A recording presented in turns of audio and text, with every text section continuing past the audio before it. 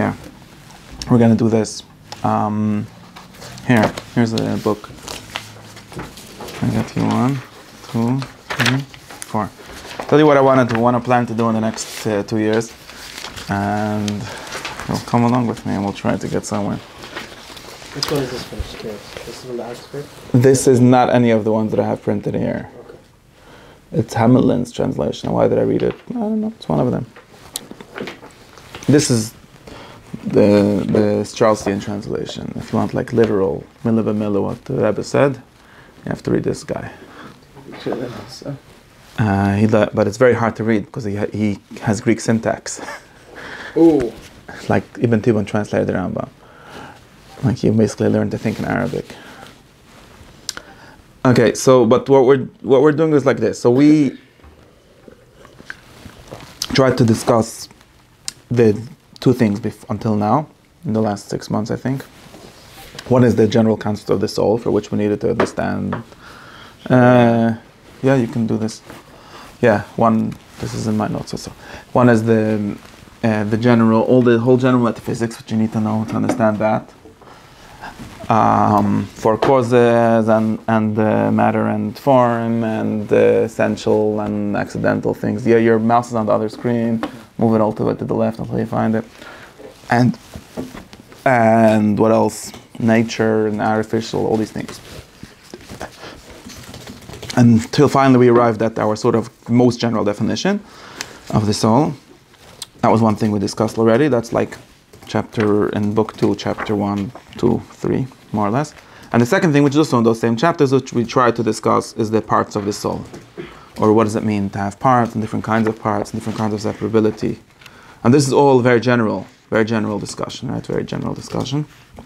We don't understand it totally, but we have to move on and then come back somehow.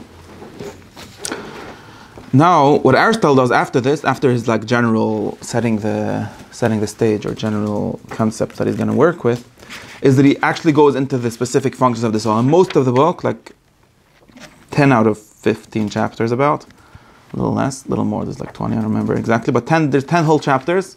Chapters weren't made by Aristotle anyways, but it's most of the thing, which talk about perception only, for example. So in other words, let's like this. So he said that the soul, what kind of thing, right? First we talk what kind of thing it is, right? And then of that kind of thing, which thing is it, right? So which kind of thing it is, okay, it's the form or second potential of the body, right? Which allows it to have life. And then he said, but really, it's all the things that it does. Because what is life, right? That's really how we get to that. Then we have to say, okay, soul is this form of living bodies, right? Or the capacity of living bodies to live. But then you have to answer me what living is. And living, that's what the last thing really got stuck on a little bit. But living is not one thing, or maybe it's only one thing in a very limited way.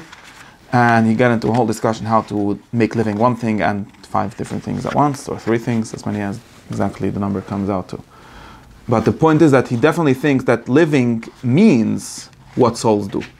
In other words, there isn't life, it's very important, there isn't life, 2 things, both life isn't reducible to not life, right? So he wouldn't say life is particles moving around. That's one of the things he's very against, and he thinks he has a lot of arguments against that. Because that would be another way of saying that it's not a form, it's just the matter. Or it has, just material causes.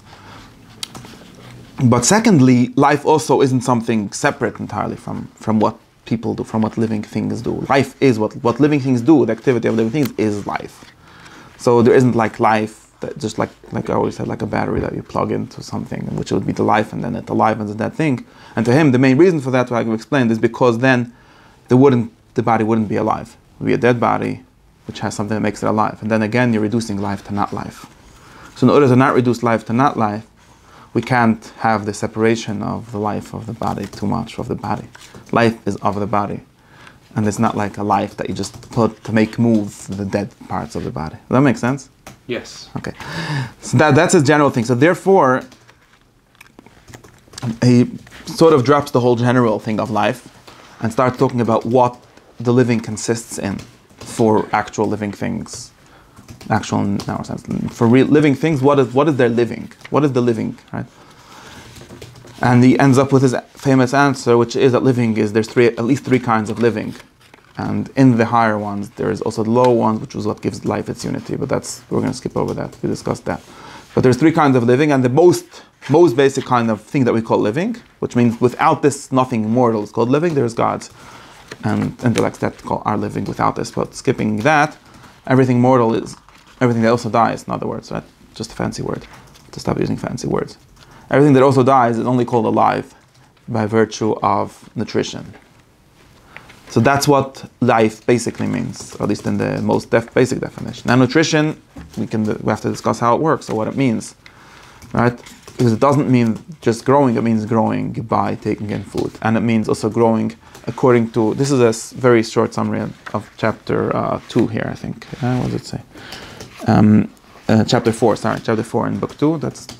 I'm sorry, we're already I'm skipping the book 3, that's why I'm just trying to get where I am.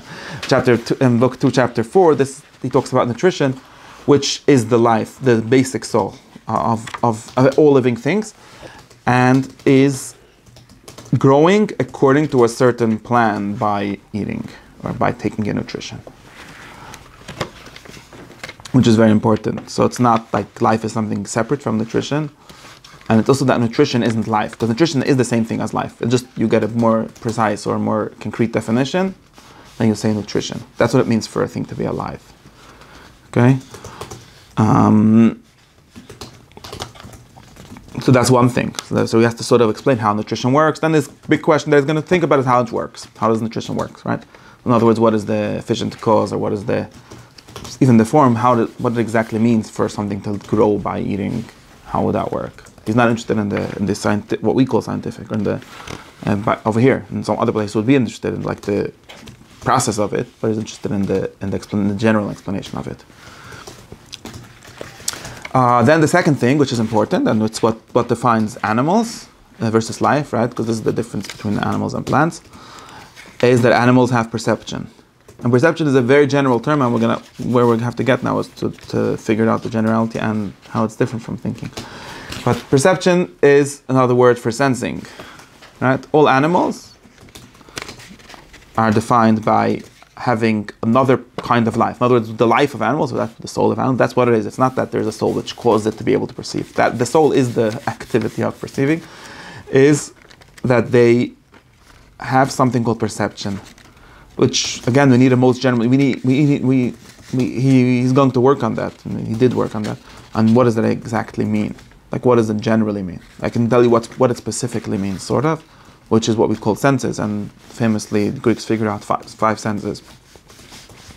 I don't know if everyone agrees with that, but the Greeks thought there were 5 senses. And these are 5 ways. Well, they have something in common, right?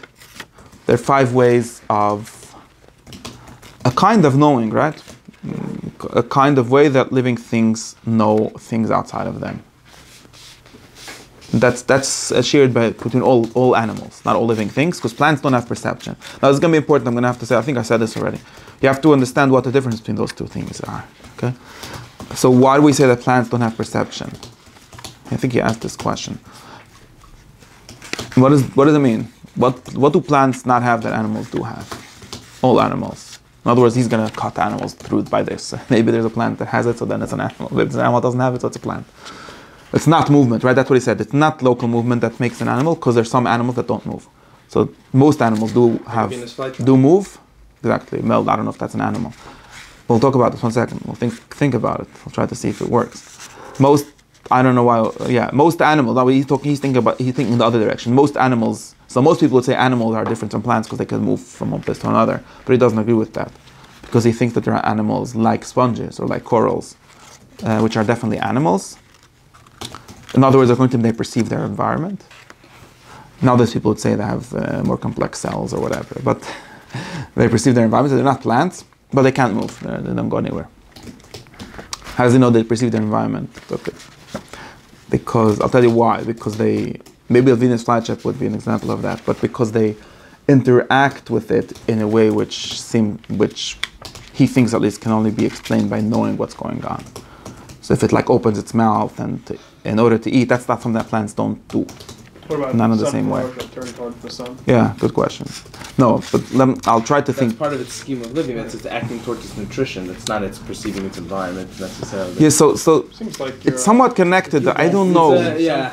Okay, I see. No, we could play this. We could play with this, but it's based on like.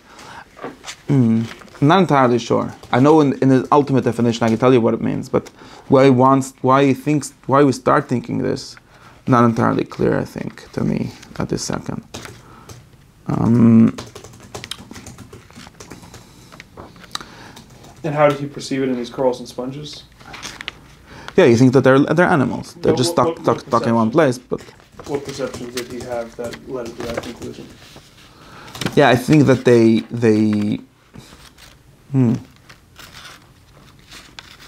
I think they interact to something you do.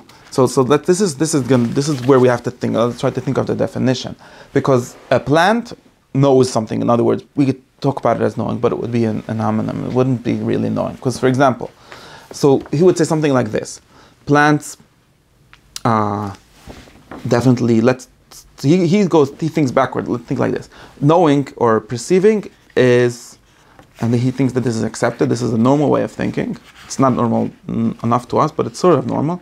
Perceiving is being changed by something, or being moved by something. Same thing. So, for example, if there's a strong smell in this room, it somehow goes into me and affects me. Right? We talk about affecting me. So it changes me. So before I didn't perceive, I didn't have the smell. The smelling, right?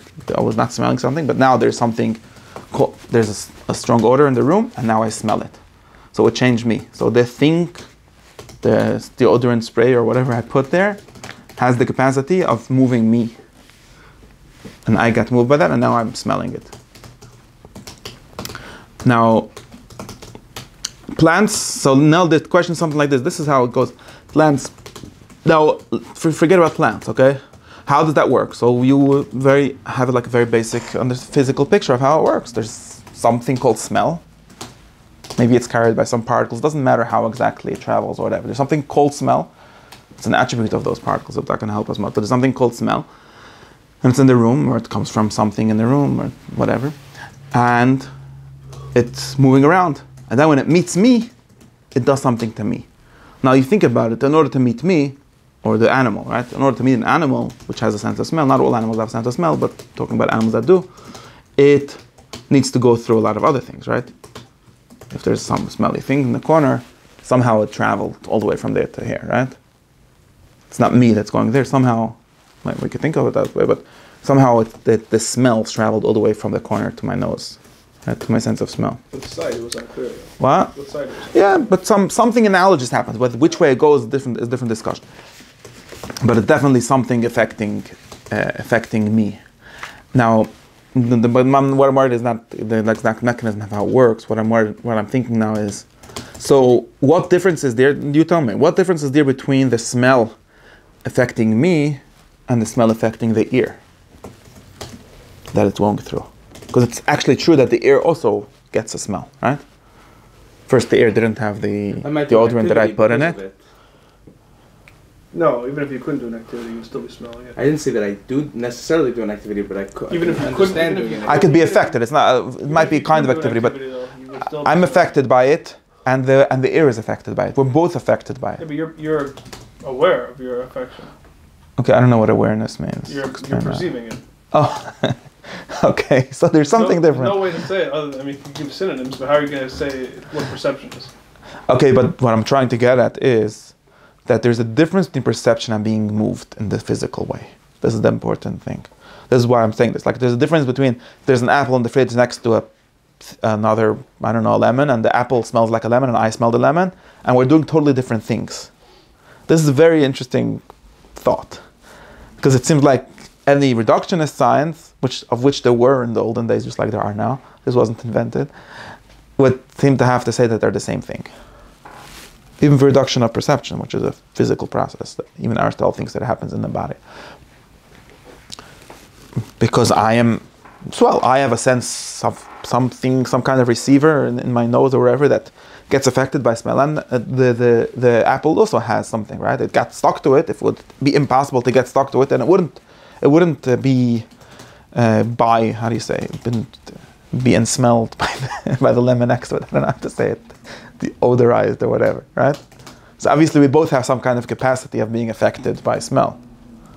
But one is a sense of smell and one is something totally different. At least that's the thought that seems to make sense to normal people. Not the scientists, but the normal people that make sense. And that would be also that's important. And he has words for it. So Aristotle has a theory for this, which plants get affected when you step on them. But what? Plants get affected when you step exactly. on them. They're not perceiving them. Exactly. That's the exact reason for assuming that though the plants aren't perceiving, but animals are. Wait. First, I don't really so much care about the physical facts. Maybe they also are, but I need to. Well, I told you because I think that I don't have a good answer to this question.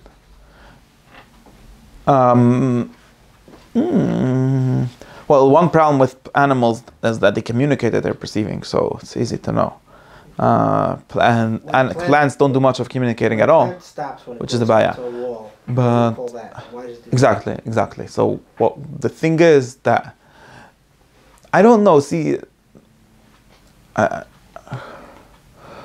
I'm trying to get the concept, and we'll see if it works in the reality. The concept would be that plants stopping are similar to wall stopping.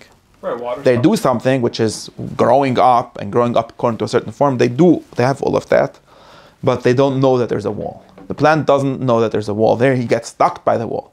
But this is the important thing. You have to agree that there's a big difference between knowing that there's a wall there and being stuck by the wall.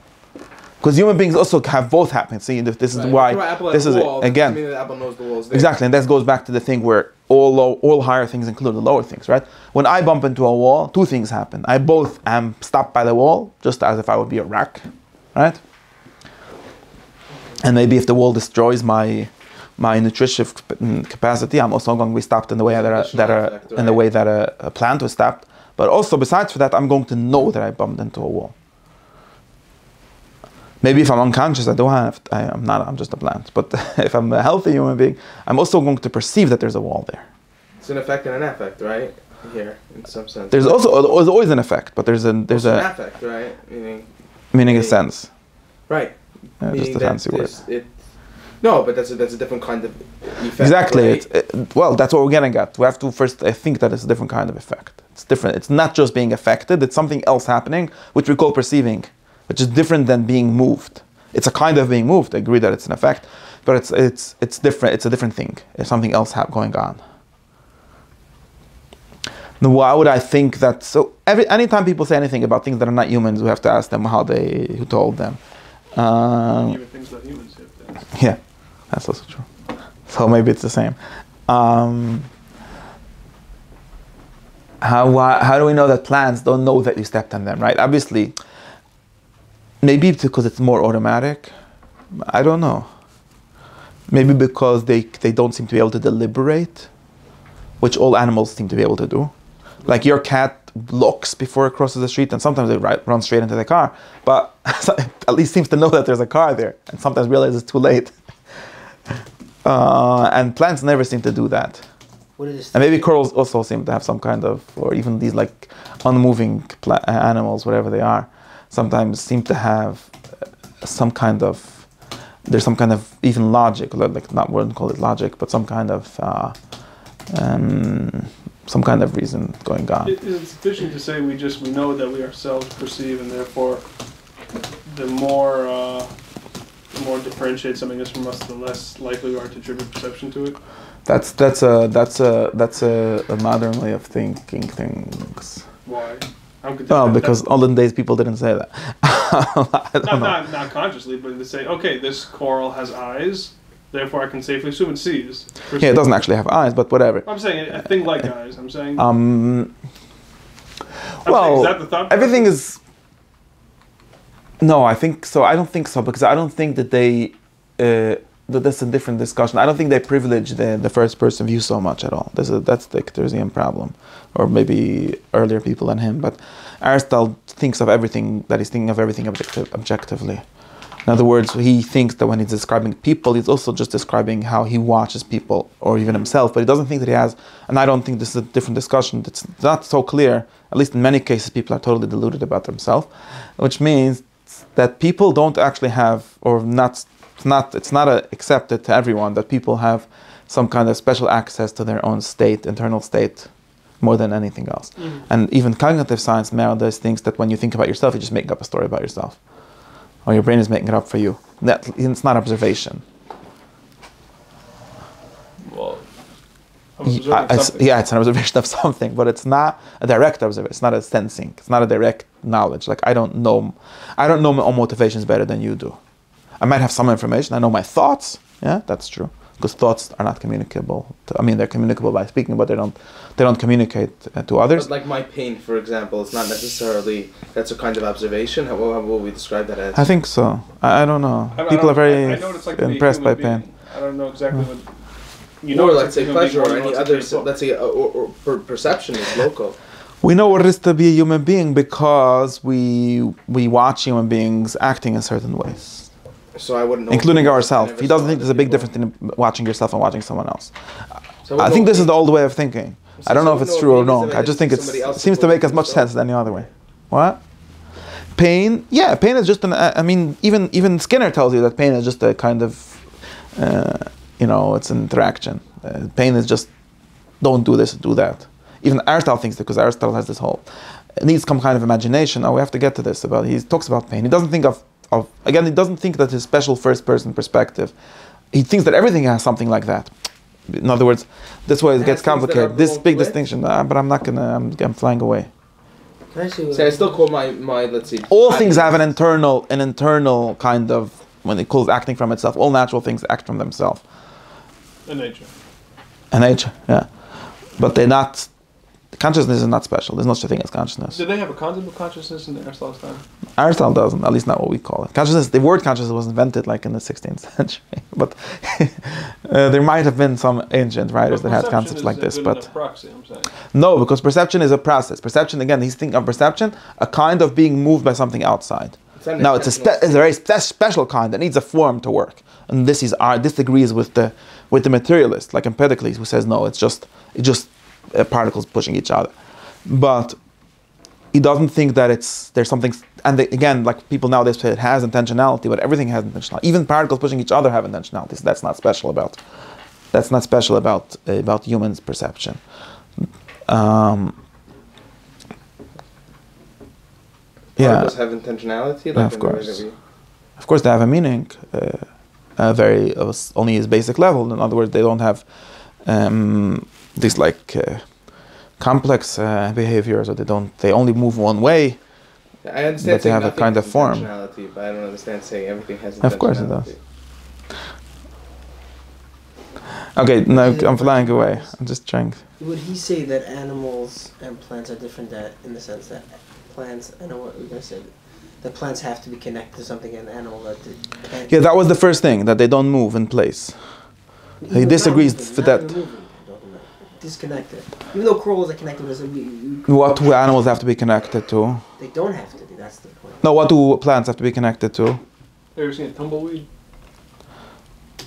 No, what do plants have to be connected to the earth? Maybe. Well, humans also need an environment. Everything needs an environment. He eats food and so on. But would there be any way to say that it's actually connected? Like, basically, it's hard to find where I guess you would say, where the boundary is of where this starts. And this What do modern scientists people say? That there's a difference between plants and animals, or it's all the same exact thing? They're in a different kingdom. Well, these kingdoms are just fake, right? Categorization system, right? They're cousins. They're a little different. But they work basically the same way, with a few different systems or different. Yeah, I think there might be a categorical difference if you have a cellulose cell wall or something like that. But Okay, but I think they're not. But they're not a different kind of thing. I think the kind of thing with the cellulose cell wall or something like that. With? I think they're made out of cellulose. I think predominantly, or the cell wall. I think that's the main enough what's what the structure of the cell is like. I think I'm not 100% sure. What do we use to differentiate between plants and animals? I think so. I'm no biologist. I haven't taken a biology class at any higher level. Right. I mean, people sometimes say chlorophyll or things like that. Right. Also, I'm saying there's different possible. There are plants that don't have chlorophyll. Right. I'm just saying there's different chilukim. There are plants that don't have a cellulose cell wall also. Again, or a thinner membrane. Not an expert. Okay, but these are chilikim in. I think they would also deny that there's a difference between perception and this is what we have to get to. and then you would have to deny there's a difference between perception and being touched. I want to get to the difference between perception and thinking, but first, I mean, this step could one. just be an accidental fact that things that perceive. I mean, maybe you have to be curious to know why the things that perceive don't have cell walls. But that's Yeah, but that's just how it works. No, first step of our investigation all the would be looking to understand the difference between perceiving and interacting. Exactly.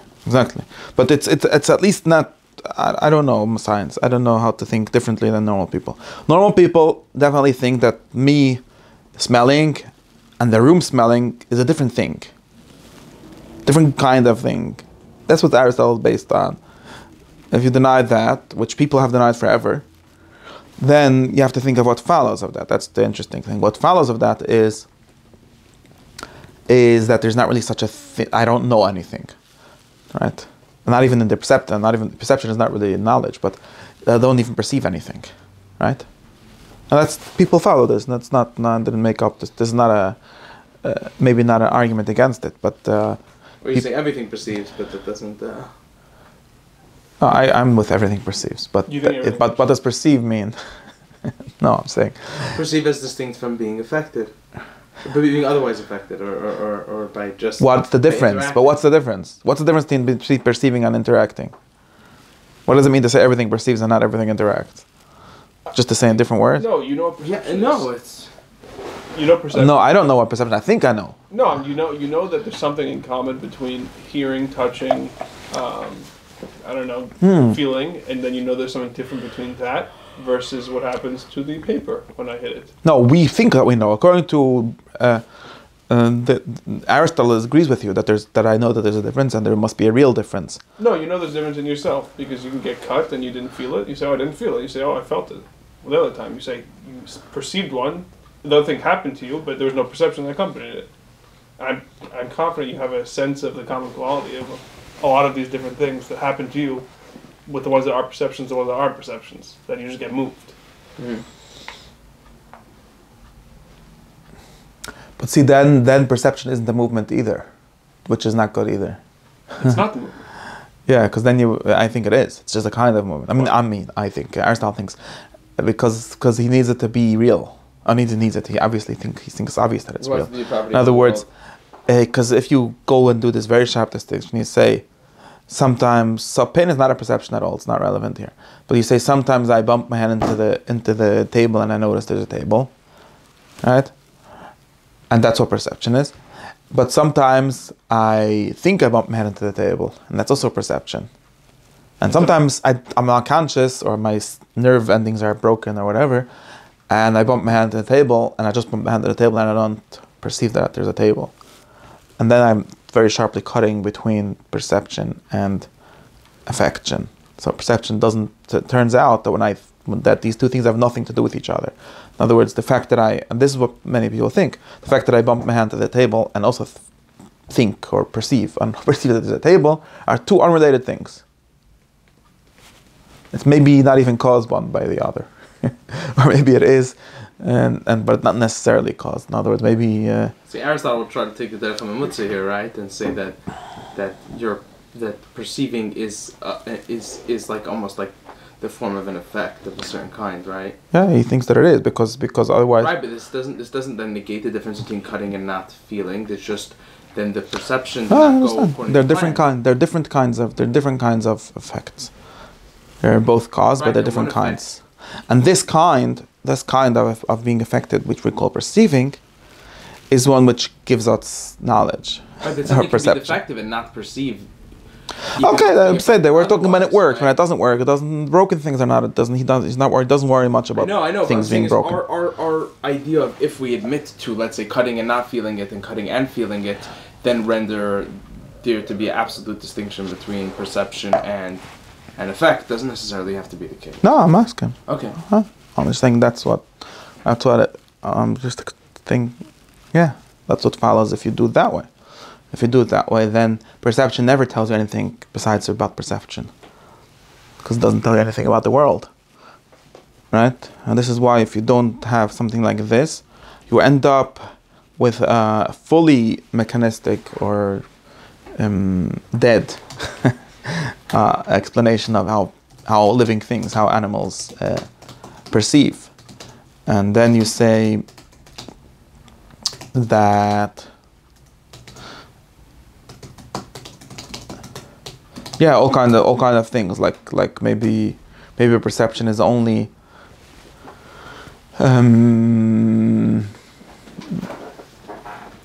being different kind of systems that are there for your survival and all kind of things, and they don't care about telling you what's out there or something like that. Can you just restate your latest convention? Yeah, what I was saying is that, like you're saying, that there's three ways which we can conceptualize, which we can think about perception.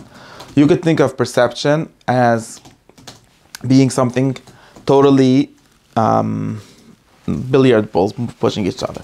Okay, this things get pushed. Sometimes things fall, rain falls from the sky, and the air goes up and whatever. And one instance of that is something getting pushed into animals, which then have a certain effect, which we call knowing that thing. Like Empedocles would say, when you think there's fire, it's because there's something in you which is fire, which gets affected like effects like, and that's what it's just pushing that, just that. That's shit number one. That's one theory.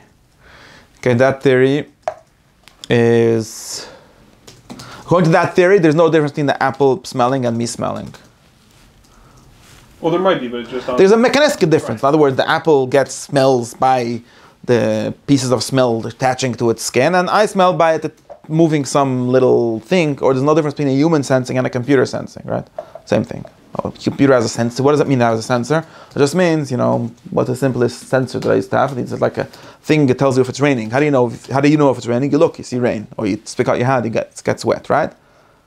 And I have in my sprinkler system, we used to have a little sponge that gets wet, and then it pushes a button and turns it off or whatever, right? So that sprinkler system knows that it's raining just like I know it, because that's basically the same thing. That's a slightly more complicated way that the humans know that it's raining, but it's the same thing, right?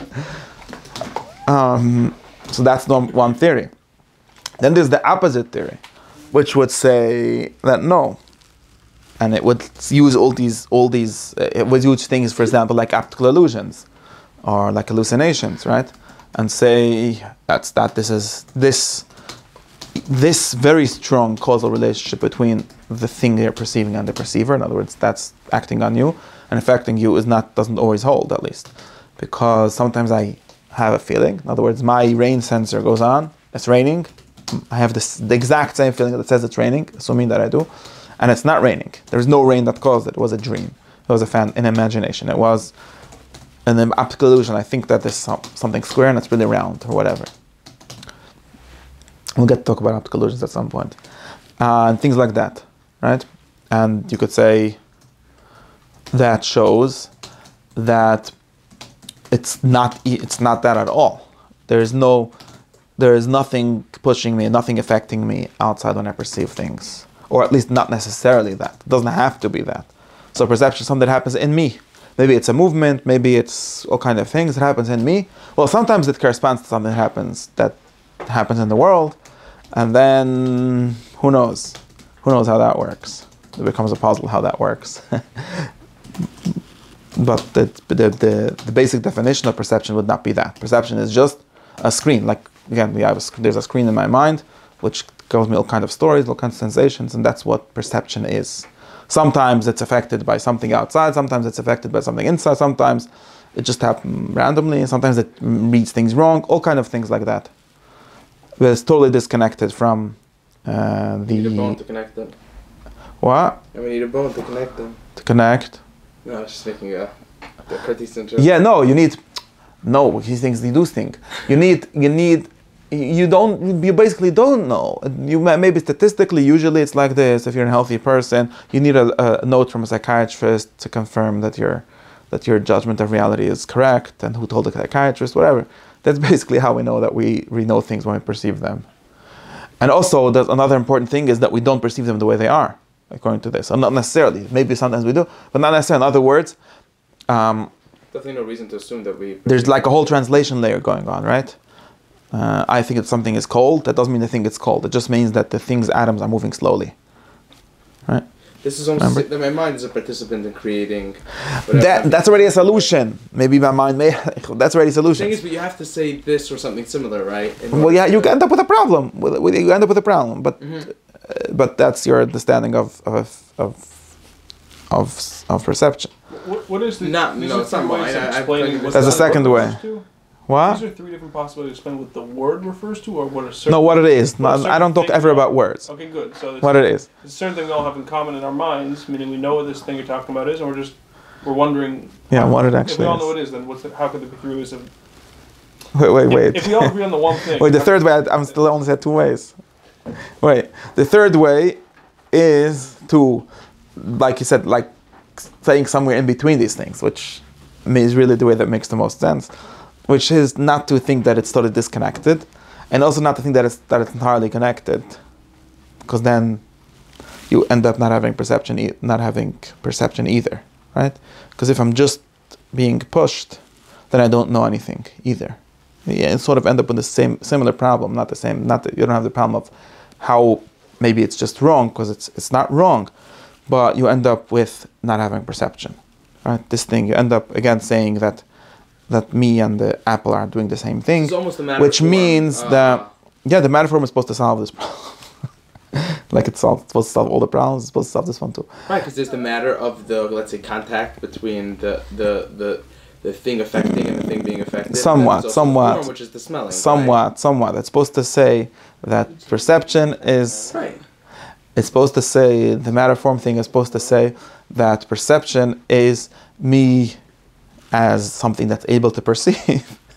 In other words, potentially perceiving. There's always potential that smell. And Is able to become actually by something that already has that smell. Or in other words, to receive the form, which is an actuality, Right, to receive all the the potential form of that smells. smell in some way. And that becomes a whole problem to explain how exactly this is supposed to work, what it's supposed to mean. If I have, let's say, a But potential that's the smell story.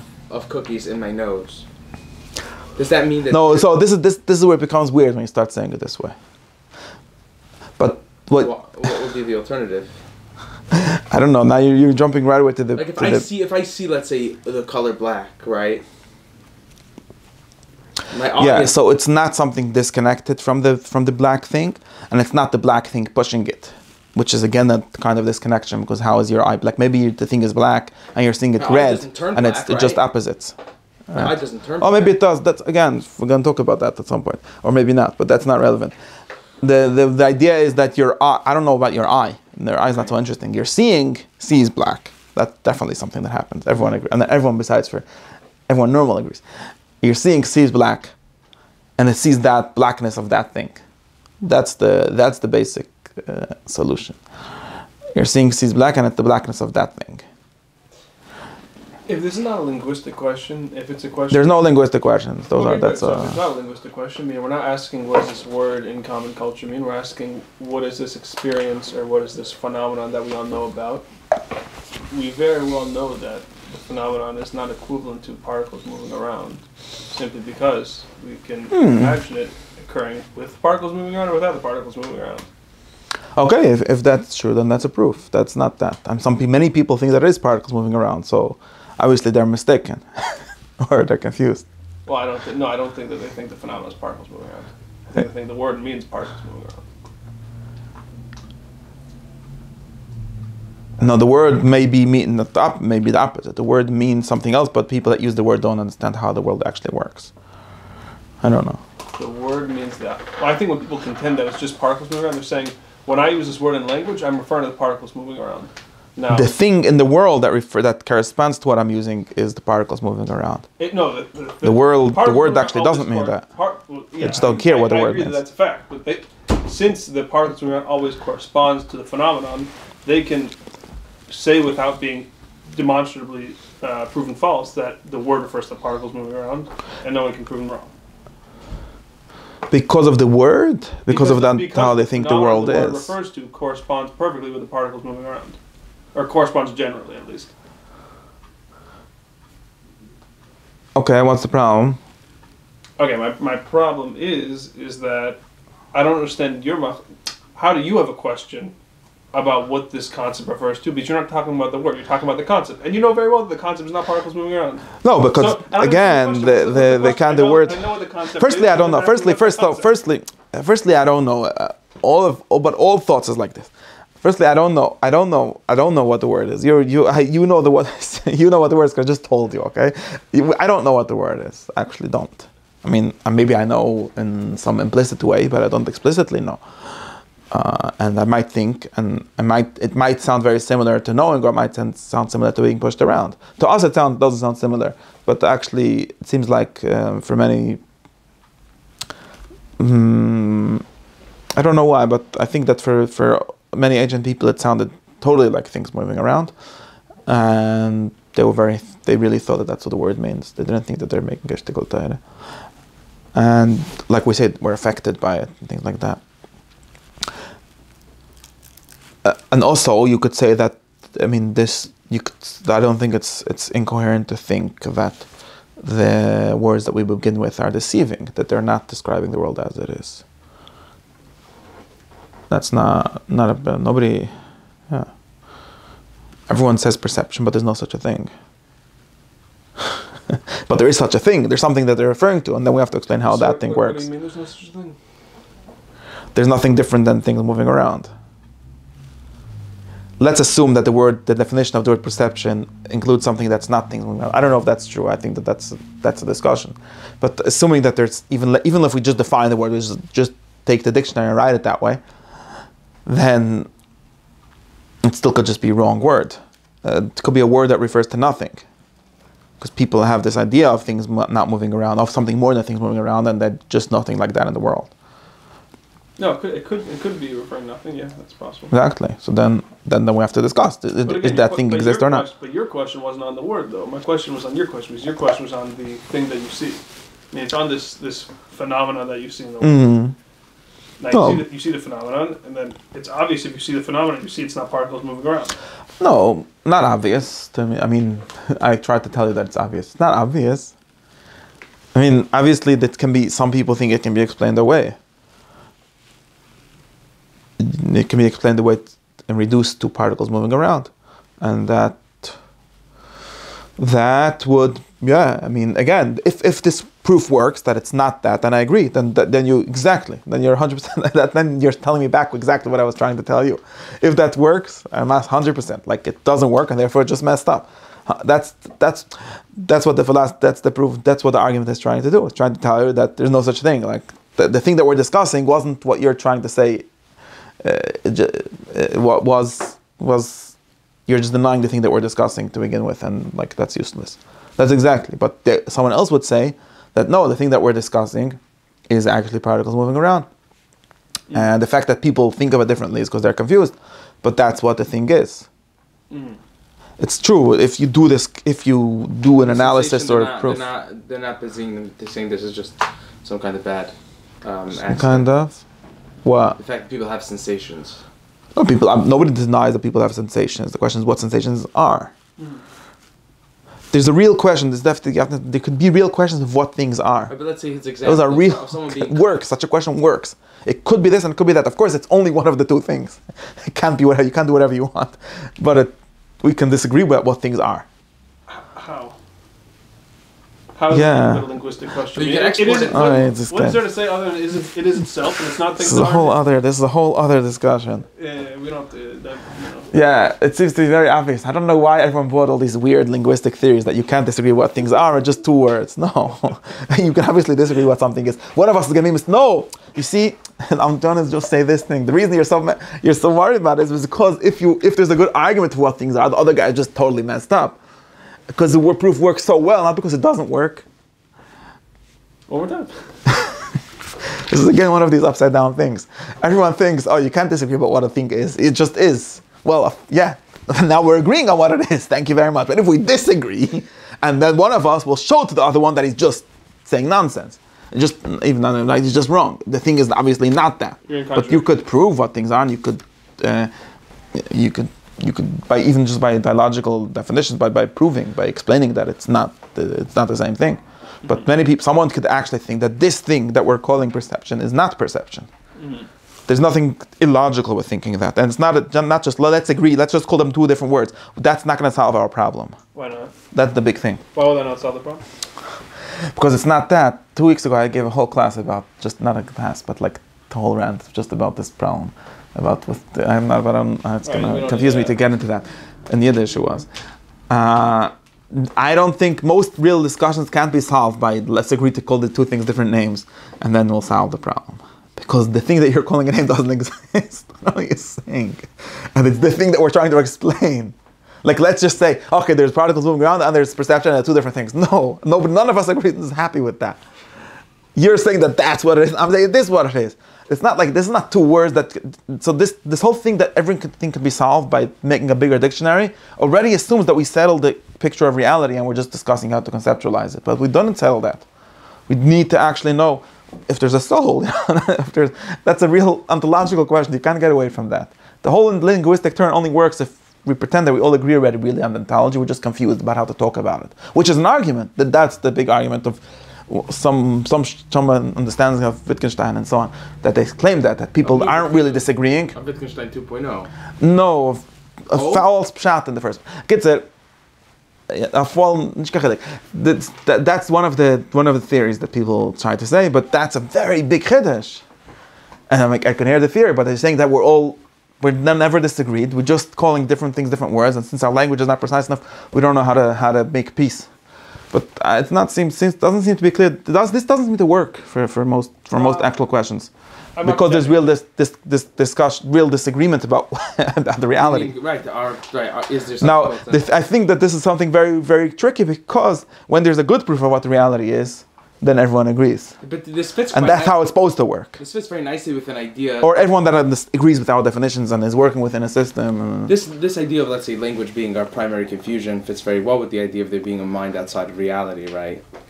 Maybe. I don't know. I'm saying those two are kind of a shidduch, right? Meaning, let's say I assume that pain doesn't exist in the world, it exists somewhere outside of it, then whenever I'm describing as pain, if belonging to the world is always the same thing. And minds might differ. But how do we know? Okay, I'm not have to stop with this. But how do we know what's in the world? So we should base our ultimate dictionary on it. Like, how is that going to happen anyway? This is a big problem. We don't know the nomina. Also, if we don't know that, then we just don't have to care about it. So then we're only discussing what's in our head. Then it's useless. I'm asking. If we're not discussing the world, then I agree. Then they might be able to solve everything with language. Also, not sure, because. Well, if nothing belongs to the world, then language would be our only confusion. Well, no. I mean, language is a thing. I don't know, whatever the kind of thing it is. Then some languages might be wrong too. Man, I don't get the whole thing. Okay. Oh, okay. It's just the way of how our brain works. Okay, but my brain works like this and your brain works like that. Or we disagree how brains generally work. The language could be wrong. How minds work. Yeah, of course. How so? No, according to his thing, that is, if we just deny that we know anything, which is one of the theories that I was saying, right? That perception is just something that happens inside. That we know things by a particular way of. Then you would say, well, when I'm discussing with you, if there's perception, then really we're discussing. Really, there's this whole really, right? Really, we're discussing whether I don't know what are we really discussing. Nothing, maybe. Because you already solved the question. This is a very cheap trick. You already decided one side, and then you say we're really not discussing anything. Well, we're discussing whether your whole theory is correct. I mean, but even if this could work, let's say someone comes to my class and says that I'm confused because I'm having a shala if there's a difference between things being moved and people perceiving things, or animals perceiving things, and he says, well, this is not a question. I mean, that's what people always are like. Everyone's going to answer this. This is like one of like freshman questions. Like, why don't we just take two words? So we're just confusing. Like, what you call perceiving, we'll call A. Well, what we call being moved, we'll call B, and try. And we won't fight anymore, right? Like, it seems like just a tug of war because there's not enough words. Okay, so let's add more words to the world and shine. But what is this theory? What is this proposal assuming about the reality? This is very confused. What is this proposal assuming? So you're assuming. So I'm saying there's such a thing as perception, and it's a different thing than atoms bumping. Exactly, than things bumping into each other. And someone else says no, there's the same thing. And comes a third person and wants to proposes to make peace by what? Explain me how this peace is exactly going to work. By agreeing with one of them and then assuming that the other one is just talking about some conceptualization of reality which can boil down to one shit. But that's not peace. That's like the guy that said that that's like peace. Like, let's just do it my way and then we'll be peace. Like, that's not peace, right? In other words, if you have such a metaphysics, there's such a theory, if you have a whole metaphysics that says that there is no structure in the world, or that we don't know any of the structure in the world. There is nothing anyways. Everything is just about us figuring out the correct ways to interact with it, or figuring out nice stories to tell our children, or being able to interact with the outside world, and we need, for some reason, because we're weird creatures, we need concepts to do that.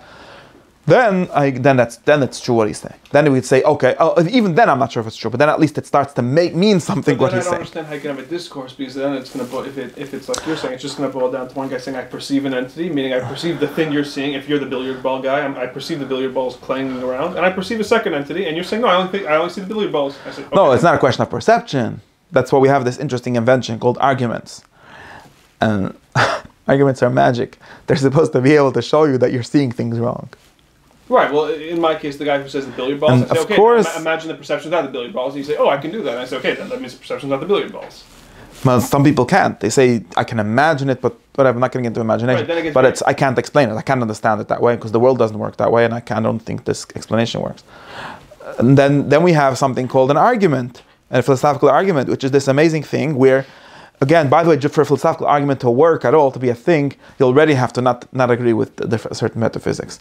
This is why everything supposes itself.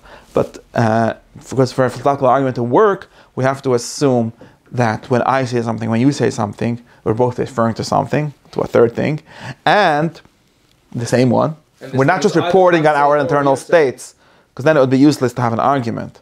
Like you say, you see that, like everyone agrees that we can't have an argument about sight. Even Aristotle agrees with that. I wanted to get to this. If I see, and we have to distinguish this because it's not precisely true, but assuming everyone in the sense can't be disagreed about, right? If I see a white and you see black, well, maybe one of us has a broken eye. Maybe we have a different program installed in our eyes that's colorblind or whatever. But we can't really have it. There's no way for me to convince you, right? That's the problem. We could agree to say, well, I have no access to your. You can do that sometimes, right?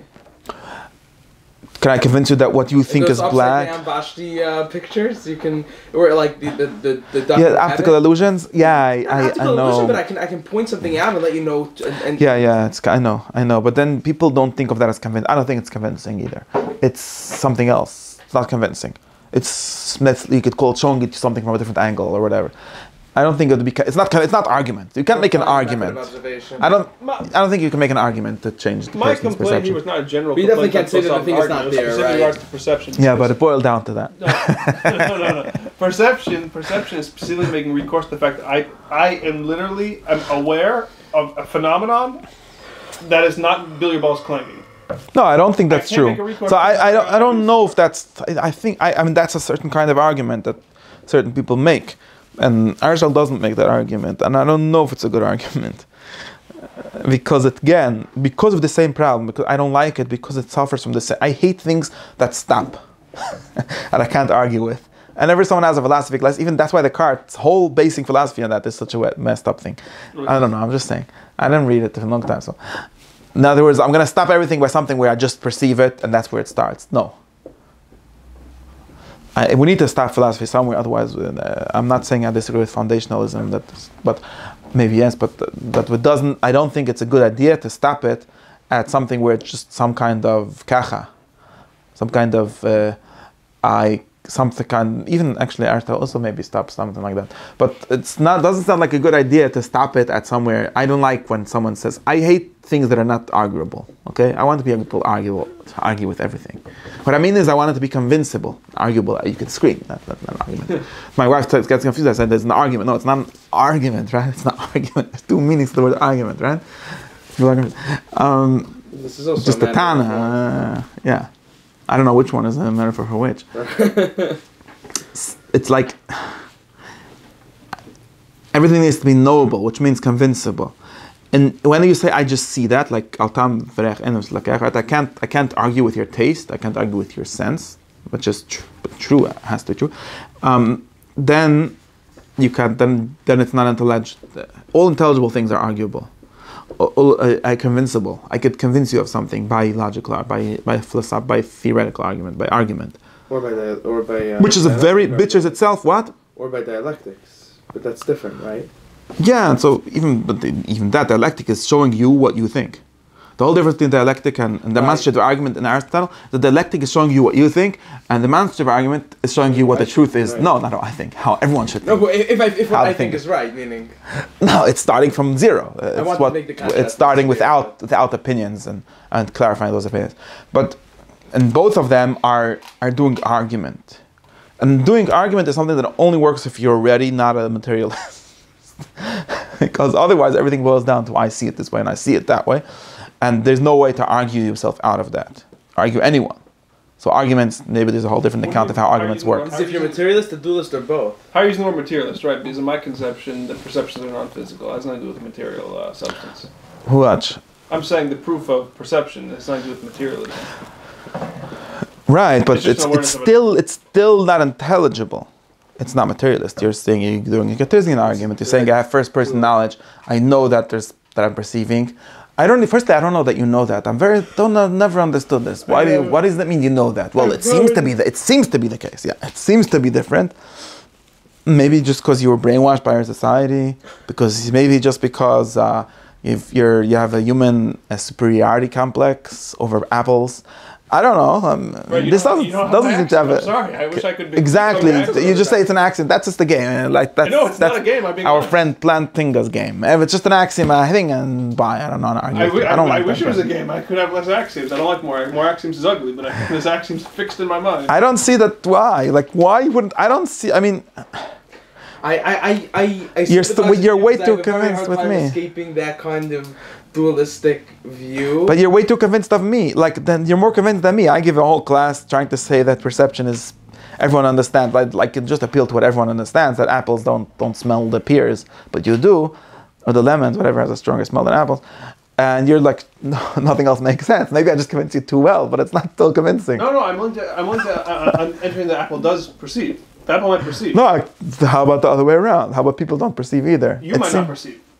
You do? I don't like that. See? No, I don't agree with that. This is kind of arguing to something that I hate. You understand why? Because whenever someone, don't argue with me, just being not nice. This is a class for arguing. You want a place where the people we're just going to accept them. We're just going to listen non-judgmentally. That's a different class. I don't like that. Judge, you don't have to accept my axiom, I'm saying. I don't like that because it's not doing philosophy. Which means not respecting the humanity and the human, That's why I think that anyone that just accepts you is saying that you're just a plant. Because the whole thing of humans is that we're convincible. I could hold an opinion very strongly, which is how I hear what you're saying, because not really what you're saying, but it sounds like that when people say that. Well, this is my axiom, so you believe it very much. Okay, thank you very much. Now, I actually think that it's possible to convince you that's wrong. Maybe you're right, so then it wouldn't be possible. I'm not saying it happens to be that I think you're right. So I have a problem a little, but. Right, but I don't think your argument is. I think you're right, but your argument is not so good like you think it is. Do you agree that the existence of red is a intelligible thing or unintelligible? Can you argue that there's no such thing as the of course, as the red you're perceiving? Yeah, many people think there's no such a thing. There's no such a thing as color, according to modern science. It doesn't actually exist. Only the image that you see. Could you be told that the image you see doesn't exist? This is a game. It doesn't. Yeah, because it depends what. I'll tell you why. Because it depends what you mean. Depends what you mean. Depends what you mean by exist. Existence is in many ways. You have to remember. Depends what you mean by exist. Doesn't that independently exist? Yeah, that seems to be a very reasonable thing to say. I mean, maybe it's wrong. Doesn't exist outside of your mind. That's definitely what most people think, right? And to me, things that only exist in your mind are not so interesting. I don't like them. I don't like those things. Friends are not welcome to the show. No, they're very welcome. We're very accepting of everyone, but that's not the philosophy. They have to argue, or at least present arguable points. No, you understand what I'm saying? We have to sort of define. At some point, that's why I agree. That's why even Aristotle, when he says that sense can't make mistakes, that's what my class was supposed to be about that, but it turned out to be about the academic for that. He says that you could obviously make mistakes, and if I see your red, that's true that I'm seeing red, but it doesn't mean that the thing is red, or it doesn't mean that the thing that I'm seeing is red is an apple. It might be something else. It might be a pomegranate, which is also red. So in that sense, senses make mistakes. We call it common sense or whatever. So common sense is according to Aristotle, common sense is the thing that makes all the mistakes. Unlike according to our British friends, who think common sense is no, it's a different meaning of common sense. But anyways, it comes from there linguistically. Point is, like you could always boil. Firstly, I'm not sure. I would want to argue even with that, but I'm not sure if I could. Like I'm not even convinced. Personally, my experience, I don't know. Descartes is like the guy that sits down with his blanket and figures out that he thinks that he exists. I don't know. I've sat down many times and I'm not so convinced that I exist. Like it's like an argument. Like I don't feel it. If it's based on feeling, then I don't feel it. I don't buy this whole. I hate these circular arguments. No, I think that I can very easily think of myself as not existing. Like, why is this so hard?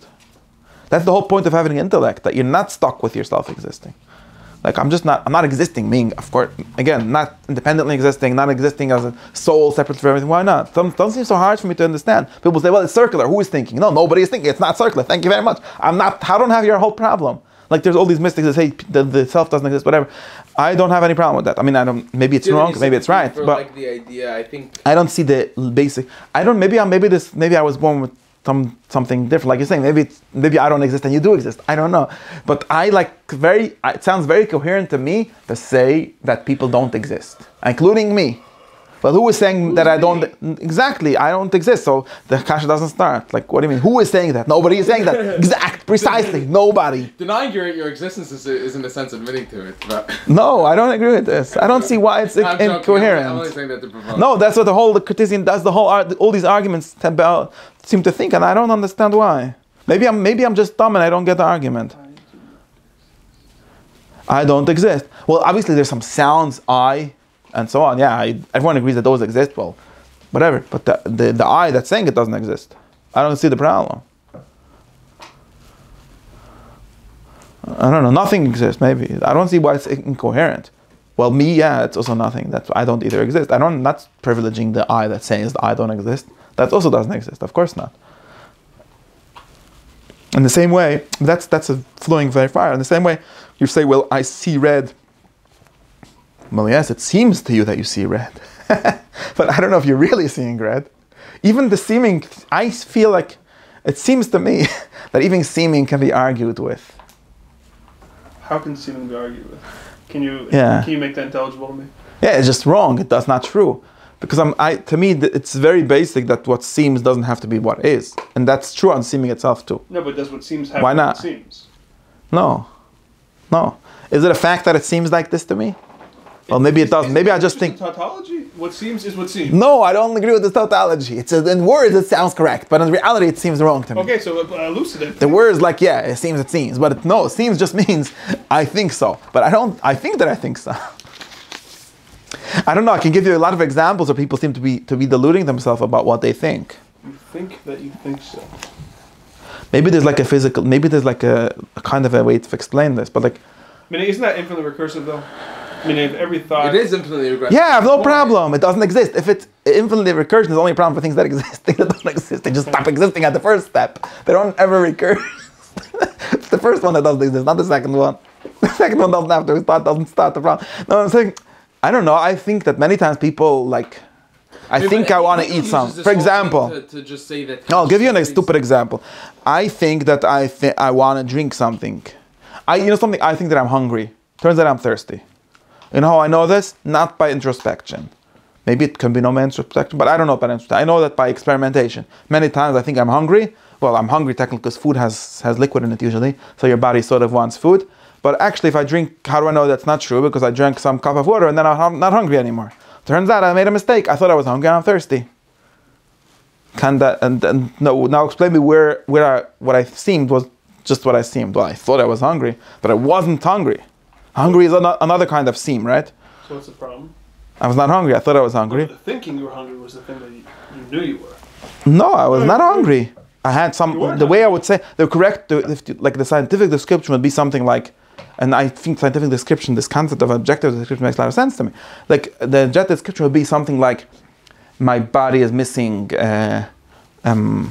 liquid, and therefore it sent some kind of enzyme from somewhere to somewhere else, and that turned on a certain switch which said go seek out liquid, right? Or probably a more complicated process than that, but something like that. And then me, stupid Yitzchok, thought that switch means go eat a donut. Turns out the switch meant drink a cup of water. Now, yeah, the stupid Yitzchok part also exists, but it's like a mistake. Mistakes don't exist. I mean, mistakes is a big problem. How to explain mistakes? That was the whole thing I had to explain. That mistakes is what this proves. This trigger, I'm just saying that this trigger presented the fact that you're hungry to who? So let's say something like this. To me, the level of that light that went on in my brain, that enzyme, how do they call it? Not enzyme. Right, but where was the room for misunderstanding? I forgot the name. The hormone or whatever, yeah. That thing is what I'm trying to understand. So I'm not trying to understand the Yitzchok thinking, like this cognitive science terms for these levels, whatever. I'm not trying the theory. I'm not trying to understand the theory because the theory is already not reality. You see, if you agree, maybe this is the answer. Maybe this is the answer. I don't believe that illusions exist. I believe there's always reality and illusion. An illusion just doesn't exist. It's not an illusion that exists. Like, I don't know what that would mean. Like, it seems to be a contradiction. That's the contradiction. Illusions don't exist. An illusion means, let's say there's two systems in my brain, like the cognitive science people have this. Yeah, let's say there's a like a limbic system that just sends me messages, I'm hungry. And then there's the prefrontal cortex that interprets that, okay? That interpretation is not a sensation. Yeah, it exists, but it makes mistakes often. It also does some better. Some things it knows maybe, but it makes mistakes. And those mistakes, yeah, they're a mistake. I mean, they exist as a mistake. That's not very useful. But that's like, I don't see how you could argue from that. But I felt hungry. Yeah, I know, but that was a mistake. You were supposed to feel thirsty. You should have felt thirsty. And maybe not only that, you should have felt thirsty. It's not that you should have. You did feel thirsty. You just interpreted it wrongly. I'm okay with this. You had some other person telling you, like imagine it would be another person that I'm making, like you have a baby and the baby is crying, and the nurse says the baby is hungry, and then the mother comes and says, no, he's thirsty. Right? Do you agree with that? There was no hungry to begin with. There was no hunger to begin with, yeah. So why am I different? Because it's one person that made a mistake? Because the same guy made a mistake about himself? Who cares? Hunger is what you get told. No, that's not what hunger is. Why would you think that hunger is that? Hunger is when hunger is not that my body needs food. Hunger is that hormone saying you're hungry. I can understand that. Right, but where was the mistake? But nobody was hungry. There was nobody that was hungry. Okay, but where did the mistake happen? By the other guy who interpreted it wrongly. Okay, but who's this other guy? That's what I want to know. Who that other guy is? A guy that made a stupid, dumb guy. Made mistakes. He's a smart guy. He just makes some mistakes. I'm okay with this as long as we locate the error in the same place.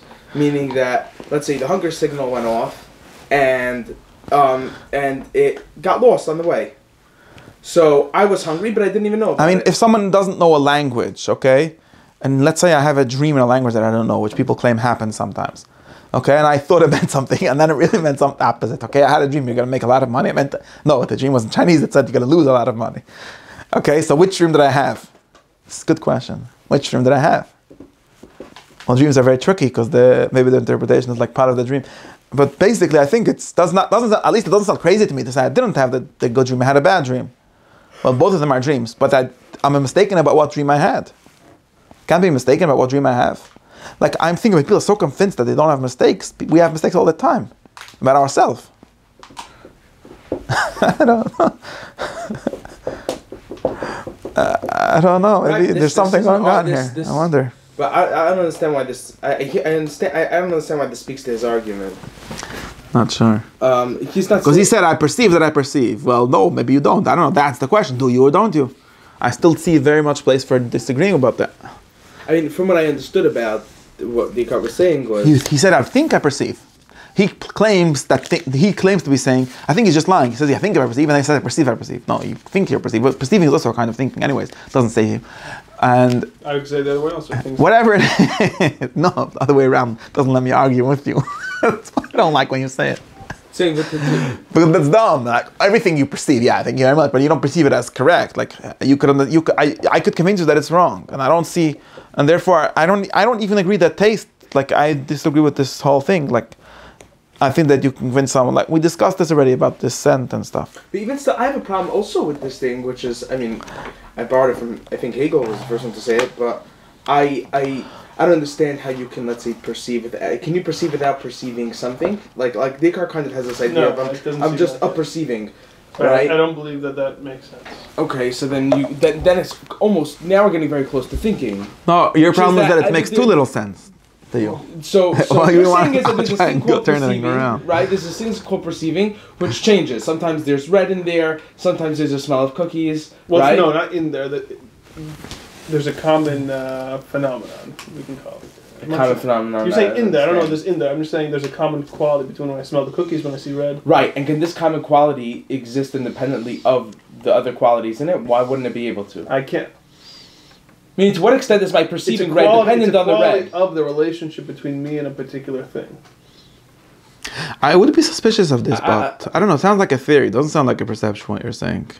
Saying this is very. I think this is a little different than the point that you Not originally sure. made. You're saying is that there is something that's going, that's going into me, right? In some I don't sense. know. I think that people like that have less language, for example, we're people that are highly literate and we have a lot of concepts, and those concepts also frame what we feel. And that's another cognitive science problem. It's also a But, Wittgensteinian idea. yeah, private language and argument. Kant and everything. But what I mean to say is that this, it seems to me, ruins a lot of these, like, appeals to intuition, or I see it directly. Because what if you would have been, I don't know, like, by the way, I'm not sure. I don't even know. We're slowly creeping into Zizek Like, territory. I don't even know that seeing, like you said, there's something common between all the senses. I don't know where you got that from. I mean, Aristotle thinks that I sense it. no, that's I'm not being true. honest. That's not true, because seeing and hearing, for example, are two very different things. And seeing and feeling, by the way, even feeling is not one thing. I don't know what Aristotle decided that's one thing. I mean, it's not my experience. Even Aristotle has this problem. Like, feeling hot is different than feeling cold. Why do you even think that they're the same thing, just on a different object? That's just a conceptualization that you did. I'm not sure I don't think it's a thought. It's a feeling. You have to grant, though, that you have the ability. I say you have to grant. I don't say you have to literally, but that you have the ability to see things in common between different things. Let's just start with that. Do you have that ability? I was taught that, yes.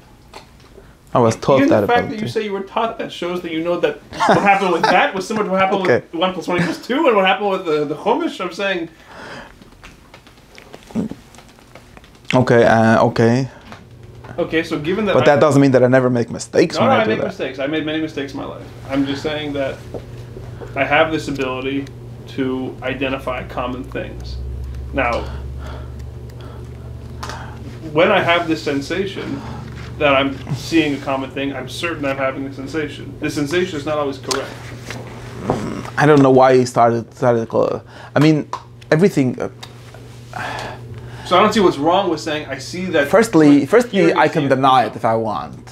You can deny anything if you want. Seems You to can be deny that. you exist if you want, like you said. I know, and I think that it's a normal thing. Like, I think that's a serious problem. I don't think you can get out of that problem by saying, but then who's saying that? I don't like that answer. It doesn't seem to work. I don't know. And the same way, I don't think, well, people are able to generalize. Yes, okay. I mean, is it true? And are we like, when you're doing that, are you identifying something real in the world? I have some degree of confidence, but I'm not certain. Usually. Are you even doing it when you think you're doing it? That's the question. I don't understand that. I don't understand that question. Please, Are you even doing that? Like, I'll explain you. I used to do this like thing, like you write like this categorization experiment, right? So I've got 10 things on this table. Could you organize them logically? In many ways. Okay. Which is the correct way? What does that mean, the correct way? As long as the group that I'm organizing them actually, they both possess that quality that I'm claiming they both possess. It's a correct system of organization. Well, what? So No, what are the things? How would you organize the room, for example? Let's No, say you have to so organize the things on the I'll table. explain you. So I'll Are explain. there No, cookies and I'll Cokes? explain you why that seems to be why that's not true, or why it's more complicated. So I think that all things that are rectangles should go in one pile, okay, which includes this and this, Okay, one. and does this and that paper, and all the things that are circles should go in one pile, which includes cookies and cups and this foot of this, and that's all everything. That explains the whole table, right? That's great. Well, there's a mouth, which is something in between. I don't know what shape it is. Okay, everything else is either a circle or a rectangle, interestingly. Okay? Now, which means, now that we agree that I can do that, right? Okay? Now you come along and you say that I'm nuts. Why am I nuts? Because there's no such thing as rectangles. Who told you there's such a thing? These no ret. Where did you even find like? I mean, yeah, I see that there's some kind of similarity between this and this, but they're totally different things. And putting them together, it just messed up. But it happens to be that I chose something that makes sense to us. But I have a more crazy way of organizing things.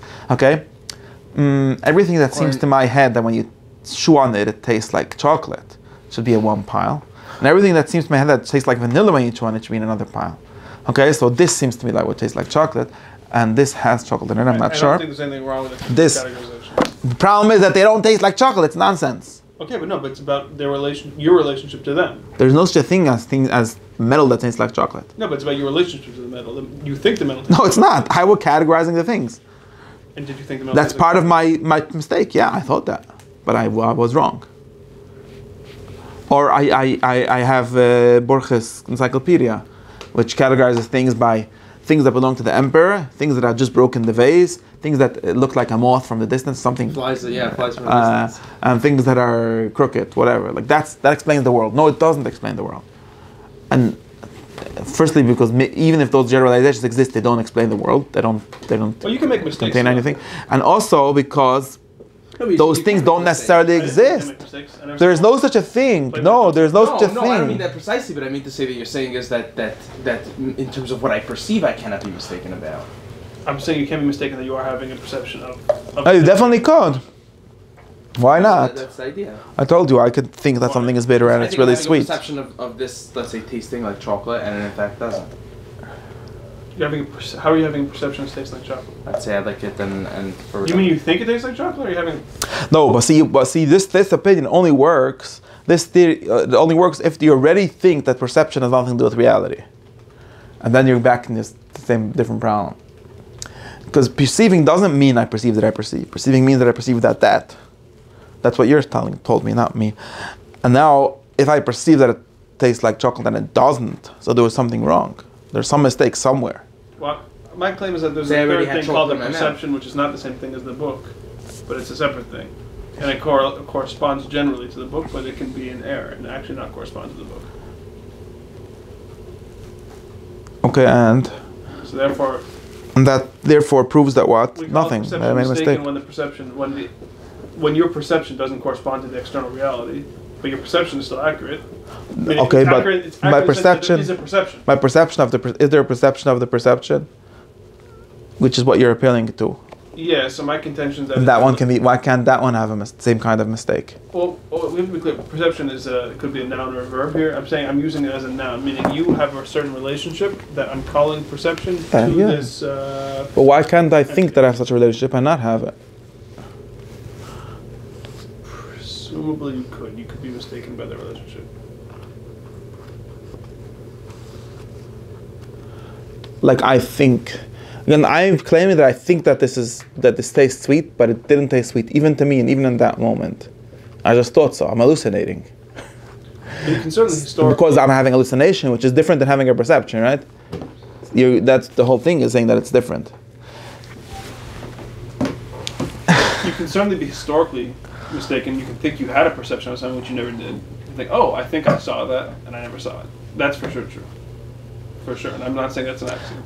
And right, also when you're seeing something, there's like a millisecond between. Well, that's my all the time you're seeing something, it's seeing something in the past or in the future. I don't know. The real thing. Yeah, no, that's true, and I think that's why you're not perceiving the thing itself.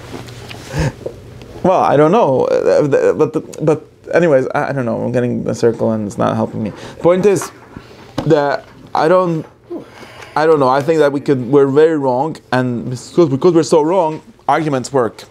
And if you don't think that we could be wrong, then you're a materialist. We're going to get to this. And then you never make mistakes. And that's why all this shit, the whole idea of philosophy is based on the fact that humans can make mistakes and can be argued out of them. And since many people don't agree with this, they're the big apikarsim. Anyways, that's my shir. It's late for the step. Yeah, you should go.